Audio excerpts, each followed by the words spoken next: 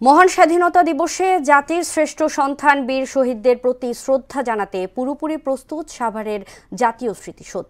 দিনটি উপলক্ষে কঠোর নিরাপত্তা বলয় তৈরি করেছে আইনশৃঙ্খলা রক্ষাকারী বাহিনী। ইতোমধ্যে স্মৃতিসৌধ ধোয়া মোছা ও রং তুলির কাজ শেষ হয়েছে। মোহাম্মদ আরজুমিরের প্রতিবেদন, জানাচ্ছেন আফরিন পপি। ২৬শে মার্চ উপলক্ষে ইতিমধ্যে জাতীয় স্মৃতিসৌধে ধোয়া মোছা, ফুলের শোভাবর্ধন এবং রং তুলির আচর সম্পূর্ণ করেছে গণপূর্ত বিভাগ। পরিচ্ছন্নতা কর্মীরা ধুয়ে মুছে প্রস্তুত করেছে পুরো স্মৃতিসৌধ এলাকা।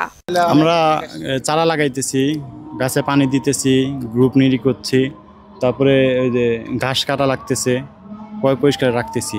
সূর্যোদয়ের সঙ্গে সঙ্গে জাতীয় স্মৃতিসৌধে শহীদদের স্মরণে ফুল দিয়ে শ্রদ্ধা জানাবেন রাষ্ট্রপতি মোহাম্মদ শাহাবুদ্দিন, প্রধান উপদেষ্টা ডক্টর মোহাম্মদ ইউনুস সহ লাখো জনতা। এ সময় জাতির শ্রেষ্ঠ সন্তান বীর শহীদদের সম্মানে ৩ বাহিনী গার্ড অব অনার প্রদান করবে। এছাড়াও উপদেষ্টা পরিষদ সদস্য, বিদেশি কূটনৈতিক, যুদ্ধাহত মুক্তিযোদ্ধারা শ্রদ্ধা নিবেদন করবেন। রাষ্ট্রপতি ও প্রধান উপদেষ্টার শ্রদ্ধা নিবেদনের পর স্মৃতিসৌধ প্রাঙ্গণ সাধারণ মানুষের জন্য খুলে দেওয়া হবে। মহান স্বাধীনতা ও জাতীয় দিবস উদযাপন উপলক্ষে আমরা গণপূর্ত অধিদপ্তরের পক্ষ থেকে পুরো স্মৃতিসৌধ কমপ্লেক্স ধুয়ে মুছে পরিষ্কার পরিপাটি কাজ, রক্ষণাবেক্ষণ, মেরামত কাজ এবং রং তুলি, সিসি ক্যামেরা স্থাপন, লেক সংস্কার সহ সকল কার্যক্রম সম্পন্ন করেছি।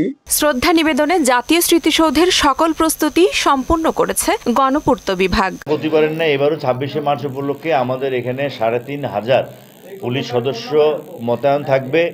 এখানে আমাদের পুলিশের আমিন বাজার থেকে শুরু করে আপনার গণস্বাস্থ্য কেন্দ্র পর্যন্ত এই পুরা রাস্তাটাকে আমরা ১২টা সেক্টরে ভাগ করেছি।